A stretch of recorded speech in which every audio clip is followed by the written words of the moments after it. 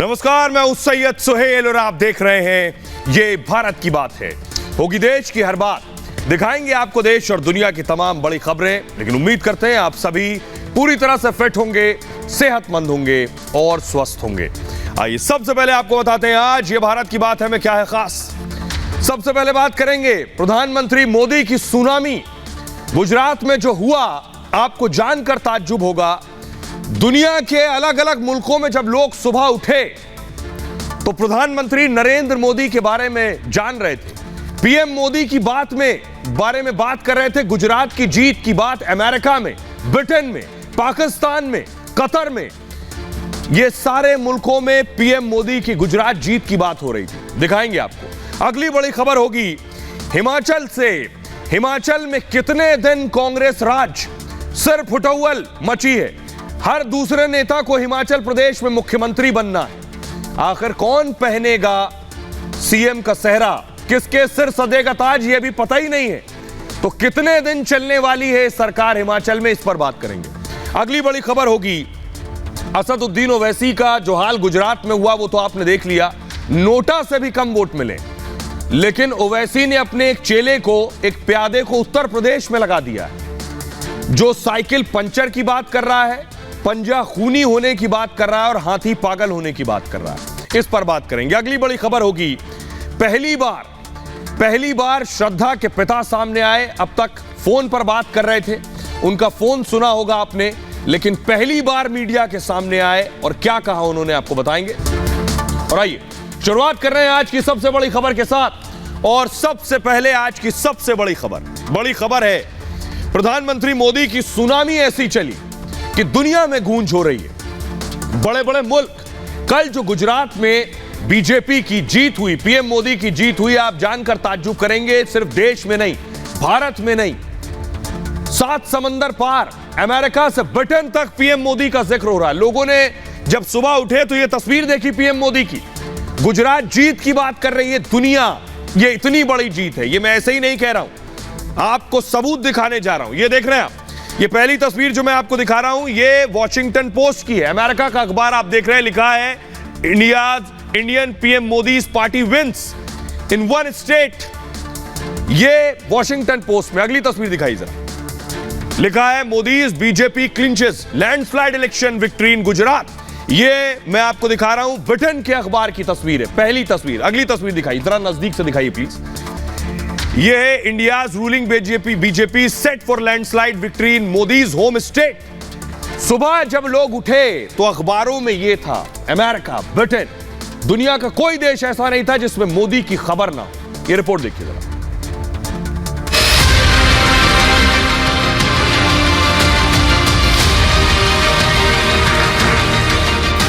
मोदी की गुजरात में जीत इतनी बड़ी और प्रचंड है कि देश ही नहीं पूरी दुनिया में गुजरात की जीत का डंका बज रहा है।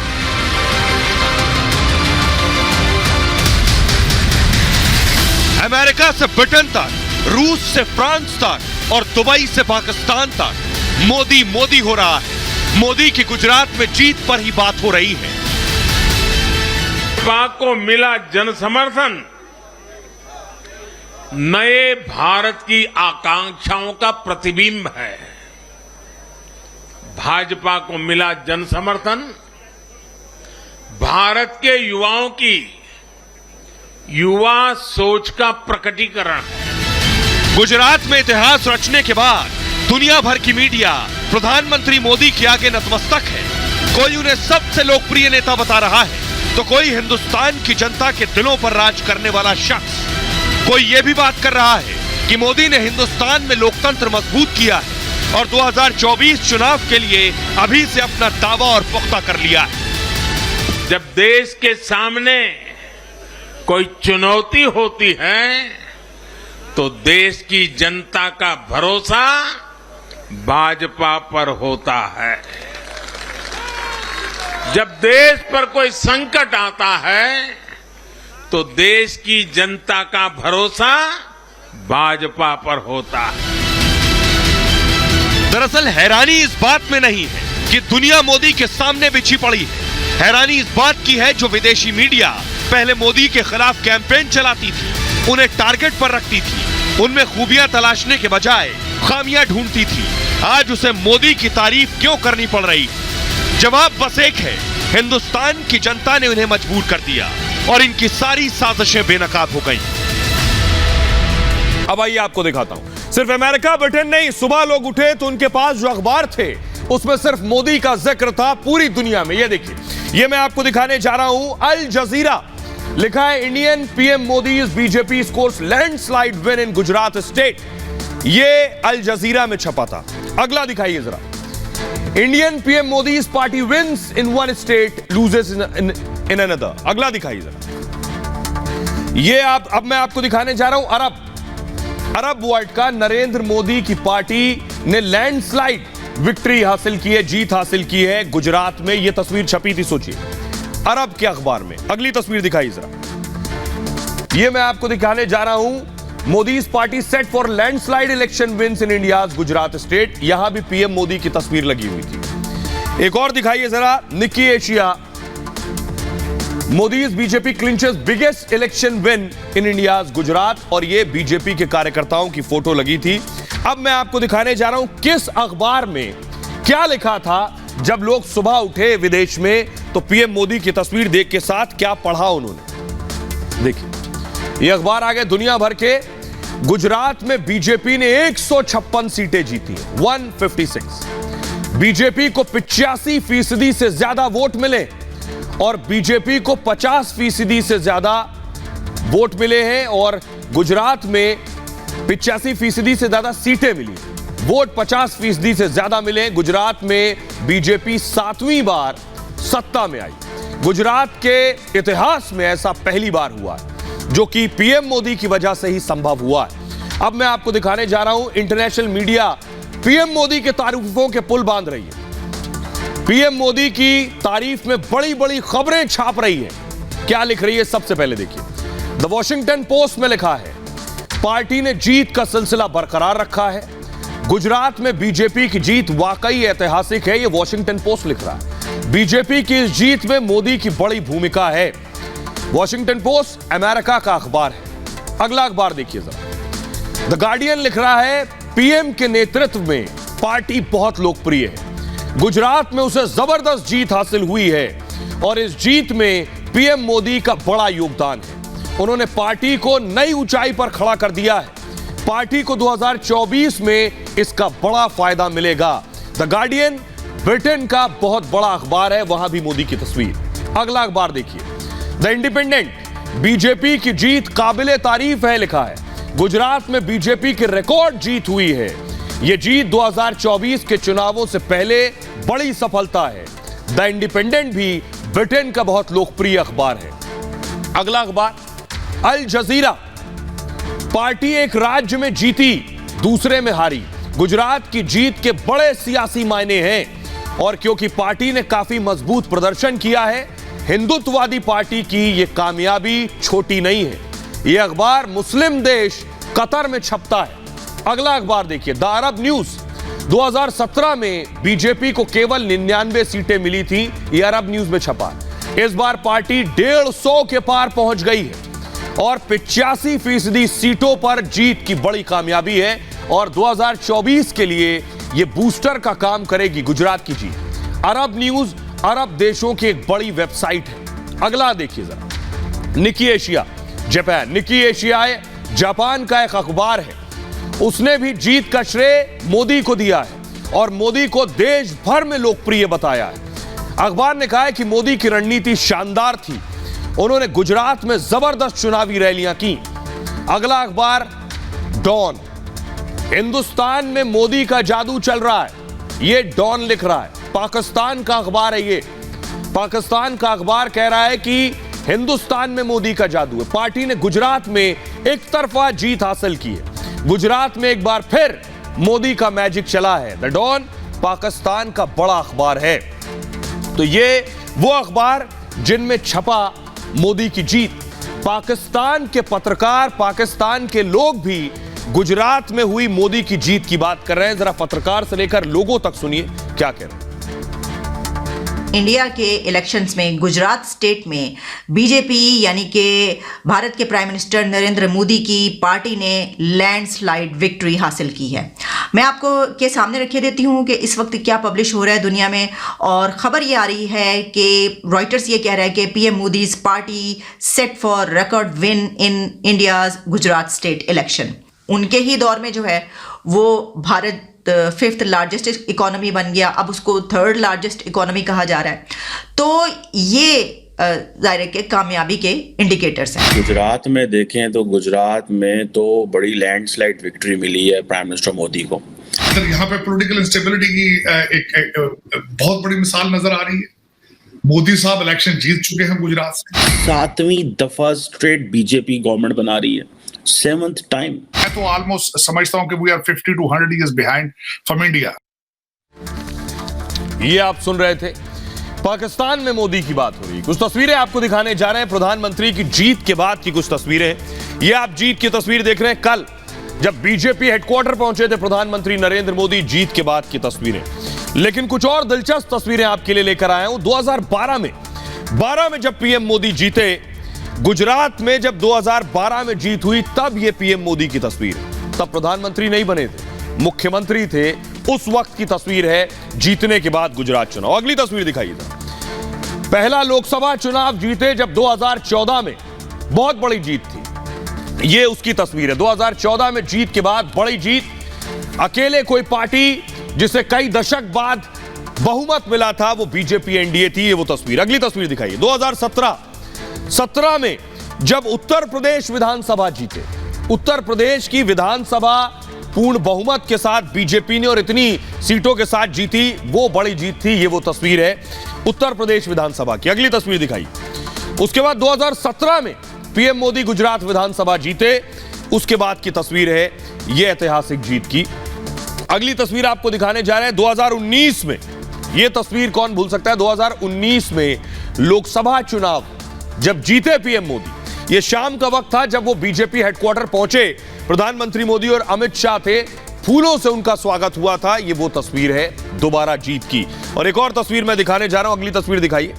ये तस्वीर है पीएम मोदी की कल जब वो बीजेपी ऑफिस पहुंचे। 2022 में यूपी विधानसभा जब जीत हुई, योगी दोबारा चुनकर आए। ये वो तस्वीर है पीएम मोदी की। लेकिन अब बड़ी बात यह है, जीत प्रचंड है लेकिन साम दाम दंड भेद करने वाले भी कुछ नहीं कर पाए। आखिर क्यों? राहुल गांधी भारत जोड़ो यात्रा कर रहे थे लेकिन भारत जोड़ो यात्रा का कोई असर नहीं हुआ। लेकिन राहुल को, आपको पता है, जानबूझकर गुजरात से दूर रखा गया था। कांग्रेस को डर था राहुल गुजरात जाएंगे तो बुरे हाल हो जाएंगे, इसलिए राहुल गुजरात न जाने पाए। यह कांग्रेस की रणनीति थी, लेकिन यह रणनीति भी फ्लॉप हो गई। वैसे जाते तब भी फ्लॉप होती। अब मैं आपको दिखाने जा रहा हूं, ये मैं क्यों कह रहा हूं, पूरी तैयारी के साथ। देखिए, ये आप देख रहे हैं। अब नक्शा जरा ध्यान से देखिए। राहुल की भारत जोड़ो यात्रा कन्याकुमारी से शुरू हुई, तिरुवनंतपुरम पहुंची, उसके बाद कोच्चि पहुंची, कोच्चि के बाद निलंबूर पहुंची और उसके बाद मैसूर पहुंची। मैसूर के बाद आगे बढ़ी, बेल्लारी पहुंची और बेल्लारी के बाद रायचूर पहुंची। रायचूर के बाद विकाराबाद पहुंची और विकाराबाद से होते हुए नांदेड़ पहुंची। लेकिन गुजरात नहीं पहुंची। यह पूरा रूट गुजरात जा ही नहीं रहा है, छूता हुआ भी नहीं जा रहा है। क्यों? क्योंकि मोदी से राहुल को दूर रखना था। कांग्रेस को लग रहा था कि मोदी और राहुल के बीच चुनाव हुआ गुजरात में तो और बुरे हाल हो जाएंगे, इसलिए राहुल छूने भी ना पाए गुजरात। जलगांव पहुंची, इंदौर पहुंची, देखिए मध्य प्रदेश, और इंदौर के बाद उनकी यात्रा कोटा पहुंची। कोटा के बाद दौसा जाएगी और दौसा के बाद आगे अलवर जाएगी, लेकिन गुजरात नहीं गए, छूने भी नहीं पाए। देखिए जरा, इस मैप में ही नजर आ रहा है कई इंच की दूरी है और यह दूरी वैसे सैकड़ों किलोमीटर की है, लेकिन पास से भी फटकने नहीं दिए गए। अलवर, बुलंदशहर, दिल्ली, अंबाला होते हुए ये यात्रा आगे पठानकोट जाएगी और पठानकोट के बाद जम्मू जाएगी और फिर श्रीनगर, लेकिन गुजरात नहीं जाएगी। अब आप समझ गए कि राहुल को गुजरात से दूर क्यों रखा गया है। अब मैं आपको सुनवाता हूं, सुनिए स्मृति ईरानी क्या कुछ कह रही हैं और अधीर रंजन चौधरी क्या कह रहे हैं। इस पूरे चुनाव में आपको गांधी खानदान नजर नहीं आया होगा। उसके दो कारण हो सकते हैं। या तो कांग्रेसियों ने गुजरात प्रदेश से कहा कि आप मत आइए, आपको गुजराती पसंद नहीं करते, या गांधी खानदान को हार साफ दिखाई दे रही है, डर के मारे कि हार का ठिकरा उन पे ना फूटे इसलिए नहीं आ रहे। लेकिन दोनों सूरतों में जो हानि है वो गांधी खानदान की है, गुजरात की नहीं है। मैं तो ये कहती हूँ कि हार जीत राजनीति का हिस्सा है, लेकिन जो हार के डर से भाग जाए वो योद्धा थोड़ी ना है, तो कायर है। राहुल जी तपस्या में है अभी। राहुल जी से मुकाबला आपका 2024 में जरूर होंगे। आप बिना बौखलाए अपने को देखो, आईने में शीशे में खुद को देखो। दाढ़ी रख के भी आपसे और पार पाना मुश्किल होते जा रहे हैं। राहुल गांधी पे इसलिए कटाक्ष होते हैं कि मोदी राहुल गांधी को डरते हैं, क्योंकि राहुल गांधी एक सच इंसान है। राहुल गांधी एक साफ सुथरा इंसान है, जिनकी छवि पे धब्बे लगाने के हजार कोशिश करने का बावजूद हिंदुस्तान के लोग ये यकीन नहीं करते। अब मैं आपको दिखाने जा रहा हूं, कांग्रेस ने सोचा राहुल गांधी को गुजरात से दूर रखें, ये चुनाव मोदी बनाम राहुल हो गया तो और फजीहत हो जाएगी। तो किया क्या, ये देखिए जरा। आप देख रहे हैं 2017 का, देखिए जरा 17 में क्या हुआ। प्रधानमंत्री मोदी ने 34 रैली की तो 99 सीटें आई। राहुल गांधी ने 30 रैली की, 77 सीट आई थी। लेकिन कांग्रेस को डर था राहुल को दूर रखें, लेकिन रणनीति फ्लॉप। रैली 31 की पीएम मोदी ने, सीट 156 आई। राहुल को दूर रखा, प्रेशर के बाद गए 2 रैली की, सीट 17 आई। पूरी रणनीति ढेर हो गई कांग्रेस की शिकस्त के। अब मैं आपको 7 बड़े कारण बताने जा रहा हूं। वो 7 बड़े कारण कौन से हैं, क्यों कांग्रेस फ्लॉप हो गई। पहली वजह, पहला रीजन ये है कांग्रेस की, ये देख रहे हैं राहुल का रूट आपको नजर आ रहा है। ये गुजरात में पीएम मोदी रैली कर रहे थे, रोड शो कर रहे थे। राहुल ने पूरा रूट डाइवर्ट कर लिया था कि इधर जाना भी नहीं है, घूम जाऊं इधर चला जाऊं। ये है वो मोदी वर्सेस राहुल से बचने की कोशिश थी कांग्रेस की। पार्टी को लगा था इसका फायदा मिलेगा और इसलिए राहुल ने केवल 2 चुनावी सभाएं की, जिसका असर उल्टा पड़ गया। हुआ यह कि पार्टी बुरी तरह से हार गई। 182 में से केवल 17 सीटें आई, 17 उम्मीदवार जीते। राज्य में इतनी बड़ी हार पार्टी को कभी नहीं मिली। दूसरी वजह, चुनाव में पार्टी के बड़े बड़े नेता में सुस्ती रही पूरी तरह से। खड़गे और इक्का दुक्का बड़े नेता ही प्रचार कर रहे थे, लग रहा था कांग्रेस चुनाव से गायब है। बाकी सब दिल्ली में बैठे रहे या राहुल की यात्रा में नजर आ रहे थे फोटो खिंचवाने के लिए। इससे पार्टी कार्यकर्ताओं में एक तरह निराशा छा गई। तीसरी वजह, पार्टी के पास कोई पुख्ता रणनीति थी नहीं, और जबकि बीजेपी जबरदस्त रणनीति के साथ उतरी। चौथी वजह यह कि कांग्रेस के पास कोई चुनावी मुद्दा नहीं था, ना वो बीजेपी को चुनाव मैदान में घेर पाई, जिसका असर यह हुआ कि कांग्रेस पूरी तरह से हवा हो गई। पांचवी वजह, कांग्रेस ने चुनाव को लो प्रोफाइल रखा कि लगे कि लोकल लेवल पर लड़े, स्थानीय नेताओं के जिम्मे सब कुछ छोड़ दिया, यही जिताएंगे। असर यह हुआ कि जहां गढ़ था वहां भी शिकस्त हो गई, वहां भी हार गए। छठी वजह यह है कि बीजेपी 27 साल से सत्ता में थी, पार्टी में एंटी इनकम्बेंसी का डर भी था, क्या ऐसा होता है, लेकिन बीजेपी से ज्यादा कांग्रेस डरी और घबराई थी। कांग्रेस ने 7वीं वजह यह थी कि कांग्रेस ने मोदी से हार मान ली। उन्हें लग रहा था चुनाव दर चुनाव हार रहे हैं, पार्टी में मोदी से लड़ने का जज्बा न है न दिखा चुनाव में, और जब तक लड़ेगी नहीं कभी जीतेगी नहीं। यह है 7 बड़ी वजह। अब आइए आपको दिखाने जा रहा हूं एक और वजह, एक और शख्स जिसको लेकर बात हो रही थी। अब यह कहा जा रहा है कि गुजरात में अगर केजरीवाल चुनाव न लड़ते तो कांग्रेस जीत जाती। केजरीवाल ने चुनाव लड़ा, बीजेपी जीत जाती। तो केजरीवाल ने चुनाव लड़ा और इसलिए कांग्रेस हार गई। ये केजरीवाल का रोड शो आप देख रहे हैं। तो मैं आपको बताने जा रहा हूं, केजरीवाल चुनाव लड़ते या नहीं लड़ते, दोनों ही सूरत में बीजेपी चुनाव जीतती। ये मैं क्यों कह रहा हूं, ये देखिए जरा। ये मैं इसलिए कह रहा हूं, ये आपके सामने मैं 2017 का रिजल्ट दिखा रहा हूं। बीजेपी को कितनी सीटें मिली थी? 49 सीटें मिली थी। 49% वोट मिला था बीजेपी को, 49% वोट था। कांग्रेस को 41% वोट मिला था 2017 में, और आम आदमी पार्टी देखिए, आम आदमी पार्टी को 0.1% वोट मिला था 2017 में। अब 22 के आंकड़े आपके सामने आ गए। 22 में क्या हुआ, बीजेपी का वोट 49 से 53% हो गया, 4% बढ़ गया। कांग्रेस का 28% और आम आदमी पार्टी का 13% है। ये ग्राफिक्स की मिस्टेक है। अब जरा ये देखिए, अब मैं आपको दिखाने जा रहा हूं हुआ क्या, कांग्रेस को 17 में मिला था 41%, इसे तोड़ देंगे दो हिस्सों में, जो 22 में मिला है कांग्रेस का 28 हो गया और आम आदमी पार्टी का 13 हो गया। यानी क्या इसी 41 में से दो हिस्से बटे, एक 28 कांग्रेस को मिला, एक 13 आम आदमी पार्टी को मिला। क्या इसको मिलाकर, अगर मान लीजिए आम आदमी पार्टी चुनाव नहीं लड़ती, मिलाकर भी वोट होता 41% और बीजेपी को मिला 53%, यह भी 12% ज्यादा है, तब भी जीत होनी थी। यह है बड़ी वजह। आइए अब आपको सुनवाते हैं बीजेपी के नेता रविशंकर प्रसाद क्या कह रहे हैं। एक बात मैं आपसे कह दूं, अगर आप उनके नंबर और कांग्रेस के नंबर ऐड भी कर दीजिए तो भाजपा को लगभग 53% सीट मिल रही है, वोट मिला है। तभी तो रिजल्ट वही होता ना। मोदी जी की लोकप्रियता, 14 साल मुख्यमंत्री, 8.5 साल प्रधानमंत्री, जो उन्होंने देश के लिए काम किया, प्रदेश के लिए काम किया, उसका आशीर्वाद है। गुजरात को स्टेबिलिटी चाहिए, स्थायित्व चाहिए, विश्वास चाहिए और ईमानदारी से काम चाहिए। चलिए, तो गुजरात में बन गई बीजेपी की सरकार। एक और राज्य है हिमाचल प्रदेश, जहां बीजेपी की सरकार नहीं बनी, लेकिन कांग्रेस भी सरकार बनाने की हालत में नहीं है, और जो बनने वाली है उसमें सवाल हो रहा है कि हिमाचल में आखिर कितने दिन कांग्रेस सरकार है, बनेगी, चलेगी, टिकेगी भी कोई नहीं जानता। राहुल गांधी भारत जोड़ो यात्रा में व्यस्त थे, प्रियंका वाड्रा देख रही हैं, लेकिन यहां भी फूट नजर आ रही है। वजह यह है कि सबको मुख्यमंत्री बनना है, यह कांग्रेस पार्टी में अक्सर होता आया। दिखाऊंगा आपको, यहां भी यही हो रहा। अगली तस्वीर दिखाई जरा, यह सिर्फ उठा एम्बियंस दीजिए जरा। यह हंगामा अभी रात तक चल रहा था। मुख्यमंत्री के लिए हर दूसरा आदमी तैयार है, नेता, कि मुझे बनना है मुख्यमंत्री, लेकिन कौन बनेगा? सबको घोड़ी चढ़नी है, सबको दूल्हा बनना है, यह दिक्कत है। अगली तस्वीर दिखाई जरा। ये सबके समर्थक नारेबाजी कर रहे हैं कि मैं सीएम बनूंगा, मैं सीएम बनूंगा। कांग्रेस ने मुख्यमंत्री उम्मीदवार और मुख्यमंत्री चेहरा घोषित नहीं किया था, यह सिर्फ उठौल मची हुई है। अब अगली तस्वीर, हालत क्या हो गई देखिए।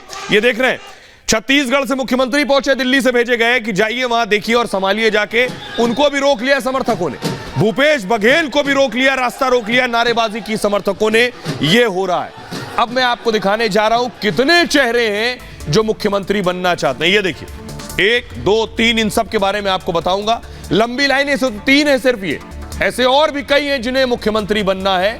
तो ऐसी सरकार आखिर कितने दिन चलेगा? ऐसा आपने बीजेपी में नहीं देखा होगा कि इलेक्शन होने के बाद एक दूसरे का सर फोड़ रहे हो कि हमें भी मुख्यमंत्री बनना है। बस यही दोनों पार्टियों में फर्क है। जरा रिपोर्ट देखिए।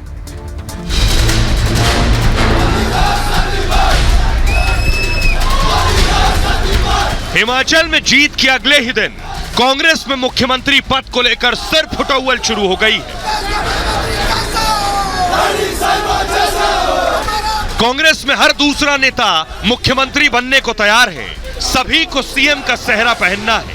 1, 2 नहीं, 4 सीएम के दावेदारों के समर्थक शिमला में कांग्रेस दफ्तर के बाहर हंगामा कर रहे हैं।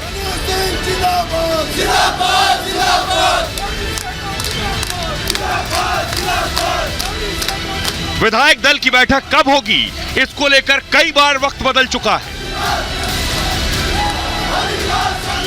विधायक दल की मीटिंग प्रस्ताव पारित होगा, इसका हाईकमान तय करेगा। कब तक विधायक दल की बैठक शुरू होगी सर? लोग पहुंच रहे हैं, इसीलिए हम लोग वेट कर रहे हैं। लेकिन सवाल यह कि जब शुरुआत ही ऐसी है तो हिमाचल में कांग्रेस की सरकार का अंजाम क्या होगा? नाम आप उनका यूज करो, चेहरा उनका यूज करो, फैमिली उनकी यूज करो और आप श्रेय किसी और को दो, ऐसा तो हाईकमांड भी नहीं करेगी। कांग्रेस पार्टी जीती है, कार्यकर्ताओं में जोश है। कितने दिनों तक चलेगी ऐसी सरकार? राहुल, सोनिया और प्रियंका कितने दिनों तक असंतुष्टों को साथ रख पाएंगे? क्या हिमाचल में स्थिर सरकार दे पाएंगे? आगे ये भी बताऊंगा आपको कि क्या बीजेपी की सरकार बन सकती है हिमाचल में, लेकिन उससे पहले यही जोड़ तोड़ दिखाता हूं आपको। ये आप देख रहे हैं, ये बड़े बड़े चेहरे जो दिल्ली से गए, राजीव शुक्ला हैं, भूपेश बघेल हैं और हुड्डा भी हैं। ये सब पहुंचे हैं, ऑब्जर्वर्स हैं, पर्यवेक्षक हैं जो पहुंचे हैं। विधायकों से बात करेंगे, इन्हें एक चेहरा चुनना है, लेकिन वहां पहले से खींचतान मची हुई है। आइए, हिमाचल में जो संग्राम मचा है इसके बारे में आपको बताता हूं कि कांग्रेस ने सोचा अपने बड़े नेताओं को उतार दें, फूट नहीं होगी, जल्दी से तय हो जाएगा। लेकिन सबको बनना है मुख्यमंत्री, तो आखिर कैसे तय होगी? कुर्सी पर कौन बैठेगा? जीत के बाद हिमाचल कांग्रेस में दरअसल गुटबाजी मची। सीएम पद को लेकर कांग्रेस में फूट है। ये सारे चेहरे हिमाचल में ही हैं। प्रियंका वाड्रा कल तक हिमाचल में ही थी, हो सकता है आज भी हिमाचल में हो। 3 पर्यवेक्षक शिमला में मौजूद हैं। ये तीनों हैं भूपेश बघेल, भूपेंद्र हुड्डा और राजीव शुक्ला। है कहानी ये, मूव कीजिए इसे आगे। तीनों के बाद कांग्रेस दफ्तर के बाहर हाई वोल्टेज ड्रामा हो रहा। 3 बार विधायक दल की बैठक टल गई और प्रतिभा जो वीरभद्र की पत्नी है रही और सुक्खू, ये 2 हैं जो सीएम बनने की रेस में आगे चल रहे हैं। इनके समर्थक आपस में भिड़ गए। कांग्रेस दफ्तर के बाहर जमकर नारेबाजी हुई और सीएम पद के कई दावेदार सामने आए। सभी गुट के समर्थक कांग्रेस दफ्तर पहुंचे हैं। प्रतिभा सिंह सीएम पद से कम पर तैयार नहीं है। वीरभद्र सिंह की जो पत्नी है, उनका कहना है वीरभद्र के नाम पर ही चुनाव में जीत मिली है और हमारे परिवार को आप नजरअंदाज नहीं कर सकते। सबसे पहले दावा वीरभद्र सिंह के परिवार ने ठोक दिया। उन्होंने कहा सोनिया ने जो जिम्मेदारी दी थी उसे मैंने निभाया है।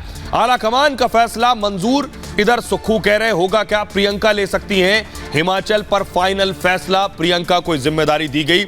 आइए लेकिन समर्थक क्या कह रहे हैं, बड़ी दिलचस्प है लड़ाई। ये कांग्रेस में पहली बार नहीं हुई। इससे पहले आपको याद होगा, आप राजस्थान ले लीजिए, मध्य प्रदेश ले लीजिए, कांग्रेस में हर चुनाव के बाद ये होता है। सुनिए जरा हिमाचल में समर्थक क्या कह रहे हैं। हमें मालूम हुआ है गुप्त सूत्रों से कि रानी प्रतिभा सिंह पर थोड़ी देर के अंदर मुहर लगने वाली है। मुख्यमंत्री हिमाचल प्रदेश रानी प्रतिभा सिंह होगी। वो हिमाचल प्रदेश की पहली महिला होगी जो कि मुख्यमंत्री होगी। आज कांग्रेस पार्टी को जो मैंडेट मिला है उसमें स्वर्गीय राजा वीरभद्र सिंह जी और रानी प्रतिभा सिंह जी का अहम रोल रहा है। इसी की वजह है कि आज लोगों में एक जन भावनाएं हैं कि सीएम का जो पद है रानी प्रतिभा सिंह जी को दिया जाए। सर जो हमारा फैमिली बैकग्राउंड है सर, हम सुक्खू जी के बहुत बड़े समर्थक हैं और भूपेंद्र सुक्खू जी, हाँ जी, और हमारे हिसाब से वो मोस्ट जो है कैपेबल जो है वो है। वो भी नाम आएगा वो आएगा हॉली लॉ से ही, चाहे सुखविंदर सिंह सुक्खू जी का आएगा, चाहे मुकेश अग्निहोत्री जी का आएगा, चाहे रानी प्रतिभा सिंह जी का आएगा। जिसका भी नाम आएगा वो आएगा हॉली लॉ से ही। मुकेश अग्निहोत्री जी है, स्वीकार है, टीका साहब जी है, तो अब जो हाईकमान का आदेश रहेगा तो वही। हमारी जो राय पूछे तो राजा वीरभद्र सिंह का हिमाचल के लिए बहुत बड़ा योगदान है। मुकेश अग्निहोत्री जी ने भी जो सीएलपी लीडर रहते हुए जो भूमिका निभाई है। रानी प्रतिभा सिंह हमारी प्रदेश की अध्यक्ष है, इसलिए हम किनारे लगा रहे हो। हमारी मांग ये है। तो आप सुन रहे हैं सभी के समर्थक हैं। कोई कह रहा है मेरा नेता सीएम बनेगा, दूसरा कह रहा है मेरा नेता सीएम बनेगा, सबको मुख्यमंत्री बनना है। बड़ी खबर इस बीच आ रही है, जो बैठक चल रही है हिमाचल के अंदर, उससे जुड़ी ये बड़ी खबर है। आपको बताएं, खबर यह है कि ऑब्जर्वर्स बैठक कर रहे हैं, विधायकों से बातचीत कर रहे हैं। हिमाचल कांग्रेस में जोरदार घमासान जारी है। स्थिति यह है कि तैयार नहीं है समर्थक किसी और को अपनाने के लिए। भारी हंगामे के बाद विधायकों की बैठक शुरू हुई। कई बार यह बैठक टल चुकी है और अब विधायक दल की बैठक में प्रस्ताव आया है। बाकायदा बैठक में एक लाइन का प्रस्ताव है, सीएम पद पर फैसला अब करेगा हाईकमान। एक और नई लड़ाई है, हाईकमान फैसला तो करेगा, लेकिन हाईकमान कैसे फैसला करेगा? एक को सीएम बनाएगा तो दूसरा गुट नाखुश, और दूसरा गुट नाखुश हो गया कल और ये गुट में फूट हो गई, तो फिर दूसरी दिक्कत कांग्रेस को होगी कि फिर यहां से कुर्सी भी चली जाएगी। देखिए लेकिन पहले कौन कौन है जो मुख्यमंत्री बनना चाहता है। एक दो नहीं, पूरी लाइन है। कांग्रेस, इनका नाम है प्रतिभा सिंह, ये भी सीएम बनना चाहती हैं। हिमाचल प्रदेश की कांग्रेस अध्यक्ष हैं ये। हिमाचल की मंडी लोकसभा सीट से सांसद भी हैं। पूर्व सीएम वीरभद्र सिंह की पत्नी है और प्रतिभा सिंह जी ने विधानसभा चुनाव नहीं लड़ा है, सांसद है, विधानसभा चुनाव नहीं लड़ा। अगला नाम है सुखविंदर सिंह सुक्खू। इन्हीं दोनों के समर्थक सबसे ज्यादा लड़ रहे हैं। हिमाचल कांग्रेस के पूर्व प्रदेश अध्यक्ष हैं ये। इस बार प्रचार समिति के प्रमुख बनाए गए थे, कैंपेन की जिम्मेदारी इन पर थी। सुक्खू को राहुल गांधी की पसंद माना जाता है और हमीरपुर के नादौन से चौथी बार विधायक बने हैं। अगला नाम है मुकेश अग्निहोत्री। मुकेश अग्निहोत्री वीरभद्र सरकार में मंत्री थे। प्रतिभा सिंह के करीबी माने जाते हैं मुकेश, और हिमाचल के ब्राह्मण वोट बैंक पर इनका दबदबा माना जाता है। अगला नाम है विक्रमादित्य सिंह। पूर्व सीएम जो रहे वीरभद्र सिंह, उनके बेटे हैं ये। शिमला की ग्रामीण सीट से इन्हें विधायक बनेंगे और बेटे का नाम पर मान सकती हैं प्रतिभा सिंह। यानी दो चीजें, पहले वीरभद्र जी की पत्नी प्रतिभा सिंह चाहती है मैं सीएम बनूं, वो अगर सीएम ना बने तो ये बेटा, यानी या तो मां ना बने तो बेटा सीएम बन जाए, तो एक ही परिवार के दो लोग पहले सीएम की रेस में। बहरहाल आइए अब आपको मैं सुनवाने जा रहा हूं, सुनिए जरा खुद दो कैंडिडेट सीएम के जो उम्मीदवारी अपनी दावा कर रहे हैं वो दोनों क्या कह रहे हैं, उनको सुनिए। After all, this big responsibility was given by Shrimati Sonia Gandhi ji and she told me कि आप प्रदेश के अध्यक्ष मैं आपको चुन रही हूँ। अब आप प्रदेश में दौरा करेंगी, सारे 68 हलकों में आपको जाना होगा, आपको स्टेट को जिताना होगा। उस काम को मैंने बड़ी निष्ठा और ईमानदारी के साथ किया और इसका परिणाम आज हमारे सामने है। ऐसा तो नहीं हो सकता कि नाम आप उनका यूज करो, चेहरा उनका यूज करो, फैमिली उनकी यूज करो और आप श्रेय किसी और को दो। ऐसा तो हाईकमांड भी नहीं करेगी। अब जब हम चुनाव हिमाचल की जनता ने जिता दिया तो अब सवाल ये पैदा हो रहा है कि कौन मुख्यमंत्री बनेगा, किसके मुख्यमंत्री भी पार्टी हाईकमांड बना देगी जिन्होंने विधायक का चुनाव लड़ा है, जिसके वो उसमें से ही कोई मुख्यमंत्री बनेगा, वो सब मुख्यमंत्री। लेकिन ये जो लड़ाई आप देख रहे हैं कांग्रेस में सिर्फ फुटौल, ये पहली बार नहीं हो रही। कांग्रेस में परंपरा है, ट्रेडिशन बन गया है, चुनाव होता है फिर लड़ाई होती है। बहुत से लोग कह रहे हैं पहले चुनाव होता है उसके बाद फिर चुनाव होने लगता है कांग्रेस में। देखिए पुरानी नजीर आपको दिखाते हैं कब ऐसा हुआ। इससे पहले पहली लड़ाई आपको याद है, गहलोत वर्सेस पायलट हो गई राजस्थान में, चुनाव होने के बाद दोनों आपस में भिड़ गए। दूसरी लड़ाई हुई कर्नाटक चुनाव के बाद, सिद्धारमैया बनाम डीके शिव कुमार, इस लड़ाई में बीजेपी का फायदा होता है। अगली लड़ाई हुई मध्य प्रदेश में चुनाव के बाद, कमलनाथ वर्सेस ज्योतिरादित्य सिंधिया, यह लड़ाई भी बचा नहीं पाए। फिर लड़ाई हुई पंजाब में, सिद्धू बनाम कैप्टन की लड़ाई। यह लड़ाई वो थी जो चुनाव से पहले हुई, चुनाव के बाद भी सिद्धू की लड़ाई हुई। यह बताता है कि कांग्रेस में लड़ाई अगर ना हो तो कांग्रेस का ना सीएम चुना जा सकता है ना समर्थक मानते हैं। अब ये कहां दिक्कत है, ऊपर से दिक्कत है या नीचे से कार्यकर्ताओं से दिक्कत है, बड़ी बात। एक ये तस्वीर आपको याद है राजस्थान में जब यह तय हुआ, अभी पिछले दिनों की बात है कि गहलोत को मुख्यमंत्री बनाया जाए या फिर अब सचिन पायलट को जिम्मेदारी दे दी जाए, फिर यह हंगामा शुरू हो गया था, फिर यह बवाल शुरू हो गया था। ये वो तस्वीरें मैं आपको दिखा रहा हूं। अब जरा सुनिए, बीजेपी इसीलिए चुटकी ले रही है। मनजिंदर सिंह सिरसा क्या कुछ कह रहे हैं बीजेपी नेता, सुनिए। आज कांग्रेस के यही हालात हैं। पहले तो सरकार कांग्रेस की बनती नहीं, गलती से बन जाए तो फिर चलती नहीं, और गलती से चल जाए तो फिर मुख्यमंत्री छोड़कर भाग जाते हैं। अब आप बताइए, अब ये तो बीजेपी नहीं कर रही, कांग्रेस इंटरनल इतनी कमज़ोर हो चुकी है कि कांग्रेस कोई भी उनके कंट्रोल से बाहर हो चुका। हर कोई कहता है मैं मुख्यमंत्री बनूंगा, मैं मंत्री बनूंगा, और गांधी परिवार का कांग्रेस के ऊपर से दबदबा खत्म होता जा रहा है क्योंकि लोग उनकी नीतियों से परेशान हैं। यही कारण है कि आज जो कहते हैं हमारे कदम से सरकार बनी है, अब वो तो ये कह रहे हैं कि भी राहुल गांधी नहीं आया इसलिए सरकार बनी है। तो राहुल गांधी कौन होता डिसाइड करेगा सीएम? हम डिसाइड करेंगे सीएम कौन होगा। तो उनकी बात कहीं ना कहीं जस्टिफाइड भी है। अब एक सवाल, जो हालात बनी हुई है हिमाचल में, सभी के दिमाग में आ रहा है कि इसी तरह लड़ते रहेंगे तो एक धड़ा टूट जाएगा।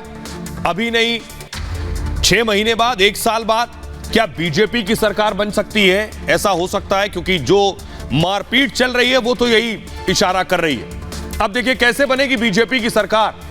क्या ऐसा हो सकता है कि हिमाचल में भी बीजेपी की सरकार बन जाए? तो कैसे? कांग्रेस में कुर्सी की लड़ाई के बाद सवाल उठ रहे हैं। अब क्या हिमाचल में स्थिर सरकार कांग्रेस दे पाएगी जब ऐसी लड़ाई है, सभी को मुख्यमंत्री बनना है? क्या कांग्रेस की सरकार 5 साल तक चल पाएगी हिमाचल में? कब तक असंतुष्टों को एकजुट रख सकेगी? मान लीजिए एक को सीएम बना दिया तो दूसरा धड़ा असंतुष्ट रहेगा।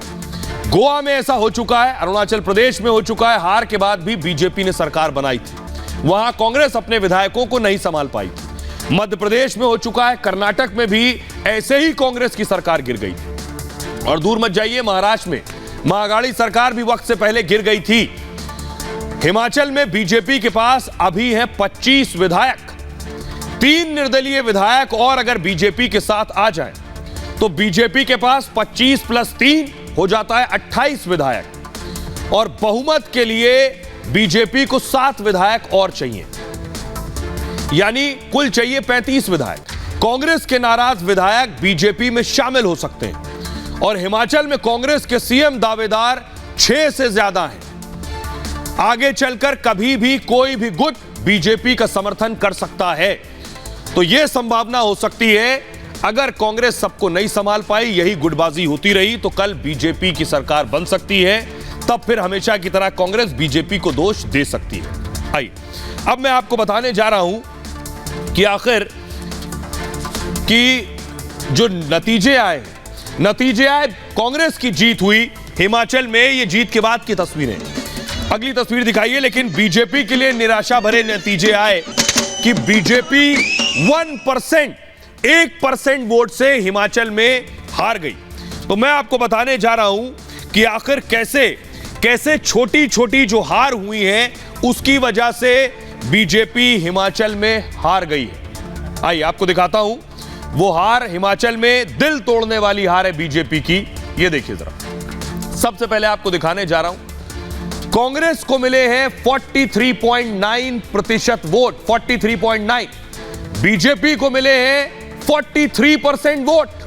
सिर्फ 0.9% वोट से जीत हार हो गई है हिमाचल में। 0.9% से जीत हार हुई। आम आदमी पार्टी को 1.10% वोट मिले। सीपीआईएम को, ये ग्राफिक्स मिस्टेक है, सीपीआईएम को भी लगभग 4% के आसपास वोट मिले। नोटा को 0.59 से जीत हार तय हो गई दोनों पार्टियों में, लेकिन 0.59 नोटा को मिले। बीएसपी को 0.35 मिले हैं और अन्य को लगभग 10% से ज्यादा वोट मिले हैं। इसमें अन्य में बागी भी है बीजेपी के। तो सवाल यह है कि 0.9% से जीत हार तय हो गई है। लेकिन सुनिए जरा, प्रधानमंत्री नरेंद्र मोदी ने भी कल इसी बात का जिक्र किया था कि एक पार्टी को मिले हैं 43% वोट बीजेपी को, और कांग्रेस को मिले हैं 43.9। पीएम मोदी को सुनिए। हिमाचल के चुनाव में 1% से भी कम अंतर से ये हार जीत का फैसला हुआ है। 1% से भी कम। इतना कम अंतर से हिमाचल में कभी नतीजे नहीं आए हैं। हिमाचल में हर 5 वर्ष में सरकारें बदली हैं, लेकिन हर में जब बदलाव हुआ है, कभी 5%, कभी 6%, कभी 7%। जीतने वाले और हार वाले के बीच में अंतर रहा है। इस बार 1% से भी कम। इसका मतलब है कि जनता ने भी भारतीय जनता पार्टी को विजय बनाने के लिए भरसक प्रयास किया है। मैं हिमाचल की जनता को आश्वस्त करता हूं कि भाजपा भले ही 1% से पीछे रह गई, लेकिन विकास के लिए हमारी प्रतिबद्धता 100% रहेगी। तो प्रधानमंत्री मोदी ने कहा बेशक 1% वोट कम मिला हो, लेकिन हिमाचल के विकास के साथ कोई भेदभाव नहीं होगा। आइए अब आपको कुछ जीत और हार दिखाने जा रहा हूं। मार्जिन देखिए जीत का, कांग्रेस की जीत का मार्जिन। यह सीट थी भोरंज, 60 वोट से कांग्रेस का उम्मीदवार जीत गए, 60 वोट ज्यादा मिले। एक और सीट थी शिलाई, 382 वोट से कांग्रेस के उम्मीदवार यहां से जीत गए।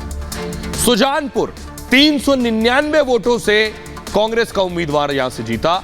रामपुर से 576 वोट से कांग्रेस का उम्मीदवार जीत गया। यह सीट है श्री रेणुका जी जीती है, जीत का अंतर है 860। इस सीट से कांग्रेस का उम्मीदवार जीत गया। ये वो जीत हार है जो 1000 से कम वोट से हुई है। अब आपको दिखाता हूं कि वो जीत हार, बड़ी चीज आपको बताने जा रहा हूं। बीजेपी और कांग्रेस के वोटों में जो अंतर है वो सिर्फ 37,000 वोटों का है। कांग्रेस को 37,000 वोट ज्यादा मिले हैं और बीजेपी को 37,000 वोट कम। हिमाचल में 37,974 वोट से सरकार बदल गई, 37,000 वोट से। कांग्रेस को बीजेपी से 37,974 वोट ज्यादा मिले। पिछले 4 चुनाव में ये जो इस बार है, ये सबसे कम अंतर है जो जीत हार तय हुई। 2007 की बात बताऊंगा आपको, 1,61,000 वोटों से 2007 में जीत हार हुई। इसके अलावा 2017 में बीजेपी 2,68,000 वोटों से जीती है, यह जीत हार हुई है। आइए अब मैं आपको बताता हूं सुनिए जरा कि क्या कुछ कह रहे हैं जयराम ठाकुर और तरुण चुग।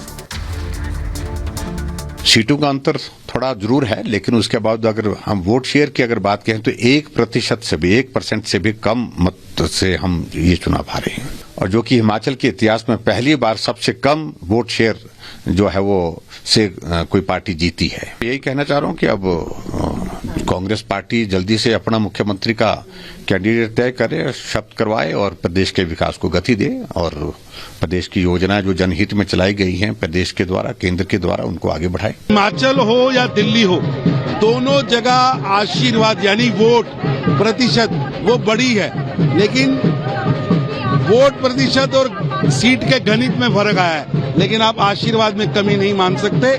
लोग मोदी जी में नायक ढूंढते हैं, मोदी जी को आप नायक मानते हैं, उनके माध्यम से उनको लगता है। आइए हिमाचल से आपको लिए चलते हैं उत्तर प्रदेश।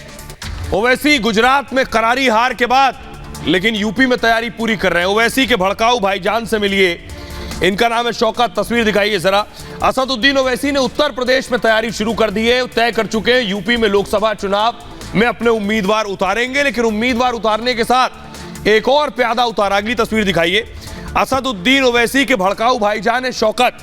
शौकत क्या कह रहे हैं सबसे पहले आपको ये बताने जा रहे हैं। उत्तर प्रदेश में शौकत शहर शहर रैलियां कर रहे हैं और रैलियों में मुसलमानों को भड़काने का काम कर रहे हैं चुनाव से पहले, और 2024 की जमीन तैयार कर रहे हैं ओवैसी के लिए। देखिए जरा, शौकत ओवैसी के पीछे खड़े हैं। ये उत्तर प्रदेश में ओवैसी के अध्यक्ष हैं AIMIM के। क्या कह रहे हैं? पंचर साइकिल को छोड़ दीजिए, पागल हाथी के हालात आप जानते हैं, यानी अभी मायावती की पार्टी का जिक्र कर रहे हैं। खूनी पंजे को मुसलमान जानता है, यानी राहुल गांधी एंड पार्टी की बात। मुसलमानों को इस्तेमाल करके फेंक दिया गया, बास की तरह मुसलमानों का शिकार हो रहा है, इन पार्टियों का जिक्र किया। 500 में वोट डालोगे 50 लाख का विकास नहीं होगा, यानी मुसलमानों से कह रहे हैं 500 रुपए लेके वोट देते हो। बिरयानी में बिकोगे तो सड़कें अच्छी नहीं होंगी। इतिहास बताओ तो पेट में दर्द होता है।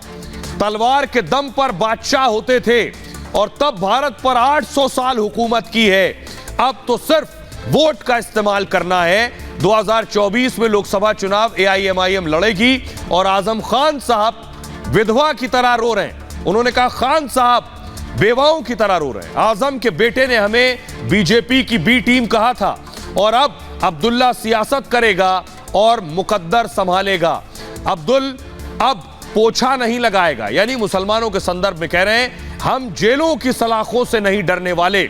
मुसलमान की दाढ़ी बकरा दाढ़ी कही गई, यह भी कहा इस रैली में। अब जरा सुनिए, असदुद्दीन ओवैसी ने जिस अध्यक्ष को उतारा है उसका सीधा मकसद है कि मुसलमानों को इतना भड़काओ, इतना डराओ कि उत्तर प्रदेश इस बार प्रयोगशाला बन जाए 2024 में। ये रिपोर्ट देखिए।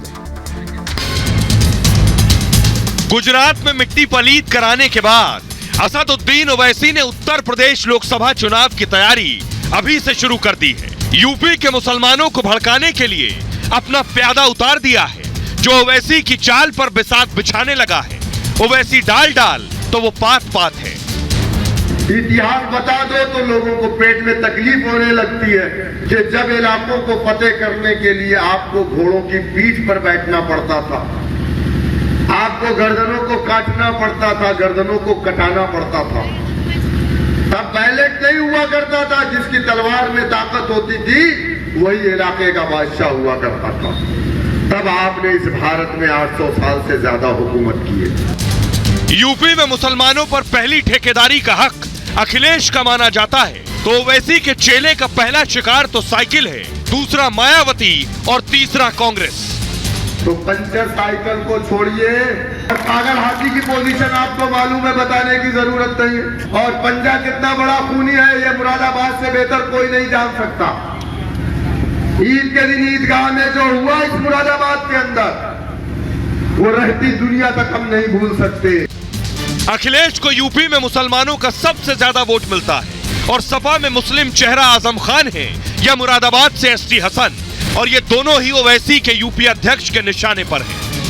आप रो रहे थे बेवाओं की तरह, हम आपके साथ खड़े थे। लेकिन आपकी औलाद ने भी मेरे लीडर को बीजेपी की बी टीम का अब्दुल अब पोछा मारेगा। अब्दुल पोछा नहीं मारेगा, अब अब्दुल सियासत करेगा और अपना मुस्तकबिल तय करेगा। शौकत अली पूरी तैयारी से आए थे। जिस पसमानदा मुसलमान के बीजेपी को समर्थन से तमाम पार्टियां डरी हैं, उस पसमानदा पर भी शौकत ने वार किया और कहा पसमानदा तो छोड़िए, जो मुसलमान है वो बीजेपी के साथ नहीं जाएगा। कोई मुसलमान इंशाअल्लाह ताला बीजेपी के साथ नहीं जाएगा अगर वो मुसलमान है। और आइए अब आपको बताते हैं ये शौकत हैं कौन। ओवैसी के इस वक्त उत्तर प्रदेश के अध्यक्ष हैं। ये पिलर दीजिए। ओवैसी ने यूपी की जिम्मेदारी दी है इन्हें। शौकत AIMIM के यूपी अध्यक्ष हैं। ओवैसी के करीबियों में से एक हैं। यूपी के आजमगढ़ के रहने वाले हैं और मुस्लिम परस्त सियासत करते हैं। हिंदू विरोधी बयान देने के आदी हैं। ओवैसी यूपी लोकसभा में उतरेंगे। उनकी पार्टी शौकत भड़काऊ बयान से उसी काम में लगे।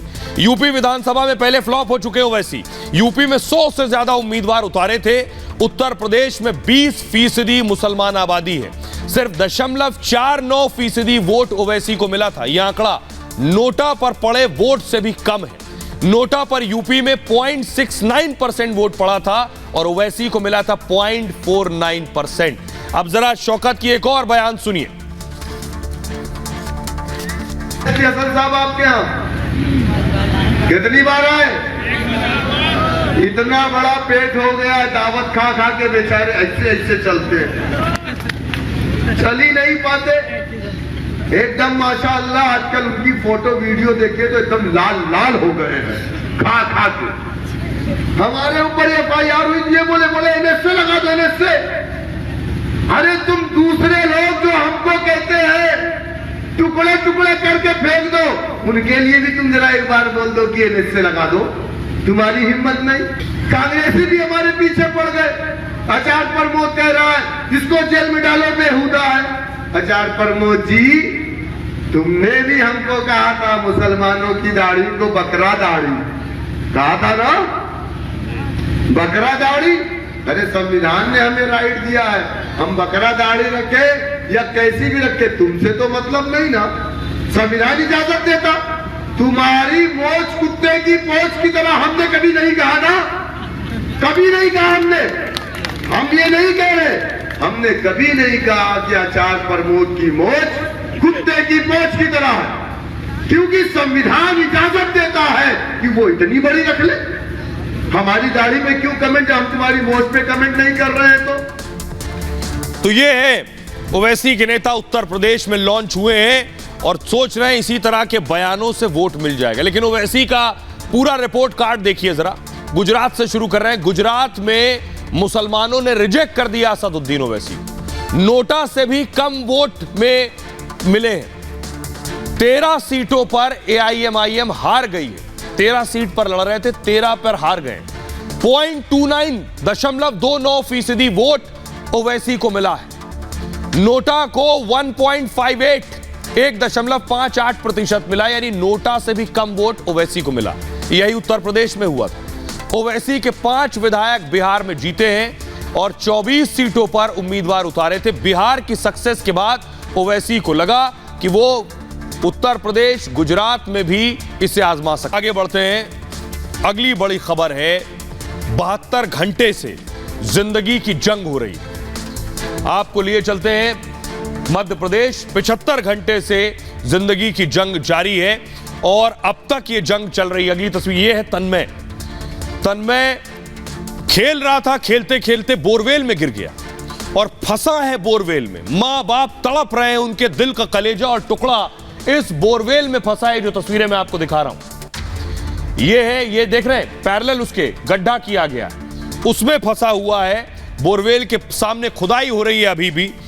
ये वो बोरवेल का गड्ढा है, इसके अंदर गिरा है वो और इसमें उसे ऑक्सीजन भी दी जा रही है। अगली तस्वीर दिखाई जरा। ये है इस वक्त की तस्वीर। अभी खुदाई हो रही, पूरी टीम लगी इस बच्चे को बचाने के लिए। JCB लगी हुई है, NDRF लगी हुई है।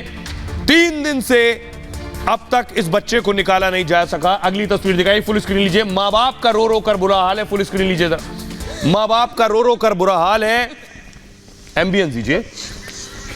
माँ मैं अब का शुक्र मामा।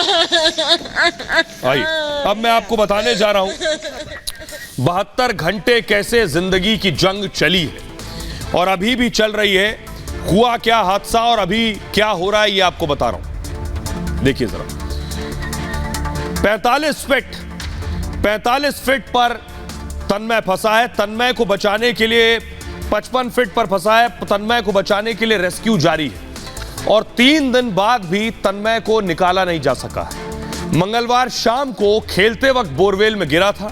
तन्मय अभी 39 फीट पर फंसा हुआ है। रेस्क्यू टीम ने 45 फीट गहरा गड्ढा खोदा है। 10 फीट चौड़ी सुरंग बनाने का काम जारी है।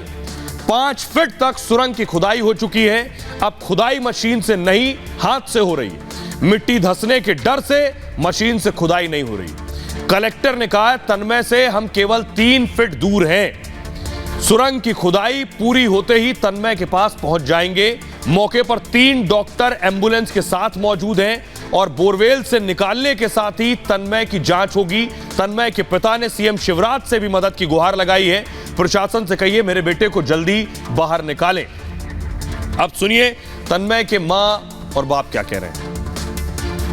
बच्चे को निकाल के दे दो मेरे को बस, और कोई मांग नहीं करना चाहती। कुछ समझ नहीं आ रहा है, कुछ नहीं, क्या कर रहे क्या नहीं। आज कितना टाइम हो गया, धीरे धीरे धीरे हर दिन 2 घंटे 3 घंटे रो रो के क्या करेंगे। कुछ सब समझाते कि मत रोए मत रोए, पर कि तक नहीं रोए। कुछ समझ में नहीं आ रहा, बर्दाश्त नहीं हो रहा इधर।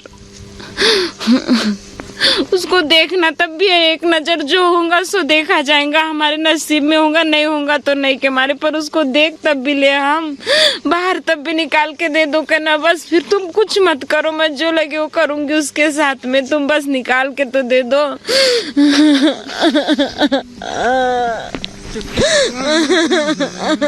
तो रात को ही बोल रहे थे कि 2 घंटे 4 घंटे में हम बाहर निकाल लेंगे बच्चे को, है ना। और रात को ही बता रहे थे और अभी रात से सुबह हो गई, सुबह से 9 बज गए 10 बज गए अभी, है ना। अभी तक मतलब कुछ पता ही नहीं है और कितना क्या टाइम अभी, और बोल रहे कि 3-4 घंटा लगेगा। तन्मय के माँ बाप को आपने सुन लिया। अब जरा देखिए कैसे रेस्क्यू हो रहा है। रेस्क्यू में परेशानी क्या आ रही बच्चे को निकालने में। 40 फीट की खुदाई के बाद मुश्किलें बढ़ गई हैं। हार्ड स्टोन और पानी डाल रहा है रेस्क्यू में बाधा, क्योंकि जब खुदाई कर रहे हैं, खुदाई करते में क्योंकि ये जो बच्चा जिस बोरवेल में है इसके दूसरी तरफ खुदाई की जा रही, जैसे यहां खुदाई कर रहे हैं उस पर नहीं खुदाई कर सकते, यहां खुदाई कर रहे हैं तो खुदाई करते में रास्ते में पत्थर आ गए और बहुत सी चीजें आ गई। मशीन से खुदाई से धंस सकती है जमीन, ये भी है कि इधर खुदाई कर रहे हैं तो ये बोरवेल ना धंस जाए कहीं। तन्मय की जान को भी खतरा हो सकता है और जमीन धंसने से तन्मय बोरवेल में नीचे और जा सकता है। 400 फीट गहरा है ये बोरवेल, फंसा वो 35 फीट पर है। रेस्क्यू में एनडीआरएफ और एसडीआरएफ की टीम जुटी हुई है। सुरंग बनाने में 61 जवान लगाए गए। रेस्क्यू में स्थानीय ग्रामीण भी मदद कर रहे हैं और 200 लोगों के लिए खाना पानी की फ्री व्यवस्था की गई है। तो उम्मीद है कि तन्मय पूरी तरह से ठीक होगा और जल्द से जल्द उसे बाहर निकाल लिया जाएगा। बहरहाल ये भारत की बात है में इतना ही। आप अपना बहुत ख्याल रखिए। एक छोटे से ब्रेक के लिए रुक रहे हैं, लौट रहे हैं कुछ और बड़ी खबरों के साथ।